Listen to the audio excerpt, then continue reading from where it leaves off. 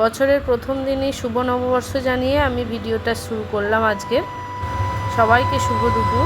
দেখো আজকে আমি বছরের প্রথম দিনই আমাকে বাবা আজকে এবারে ইলিশ মাছ এনে দিয়েছে।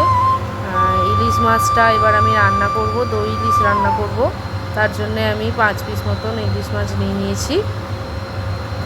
দেখো কত বড় বড় করে পিস করে কেটে এনেছি ইলিশ মাছগুলো। এরপর আমি মাছটার মধ্যে নুন হলুদ মাখিয়ে নেবো পরিমাণ মতন। নুন হলুদটা মাখিয়ে রাখার পর আমি একটু চাপা দিয়ে রেখে দেবো। আর এদিকে আমি কড়াইতে তেল গরম করতে বসিয়েছি। তেলটা গরম হয়ে গেলেই আমি একটা একটা করে মাছগুলো হালকা ফ্রাই করে নেব।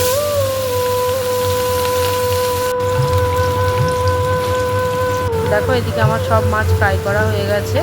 আমার তো ইলিশ মাছের তেল খেতে দারুণ লাগে, তাই আমি একটা বাটিতে তুলে রেখেছি। আর এদিকে আমি দই ইলিশের একটা মশলা পেস্ট করে নিয়েছি, সর্ষে পোস্ত বাটা আর টক দই আর কাঁচা লঙ্কা দিয়ে আমি ওই তেলটার মধ্যেই মশলাটা দিয়ে স্লাইস করে কেটে রাখা টমেটো, দুটো কাঁচা লঙ্কা চেরা, একটু কাশ্মীরি লঙ্কার গুঁড়ো, একটু হলুদ গুঁড়ো আর পরিমাণ মতো লবণ দিয়ে আমি মশলাটা একটু কষিয়ে নেব।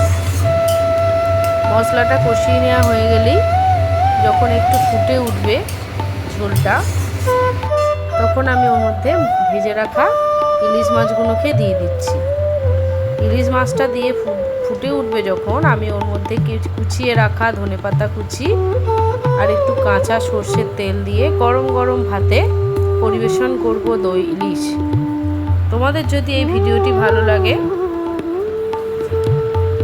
প্লিজ অবশ্যই লাইক শেয়ার কমেন্ট করে দেবে। আজকের মতন টাটা, পরে আবার অন্য একটা ভিডিও নিয়ে চলে আসবো।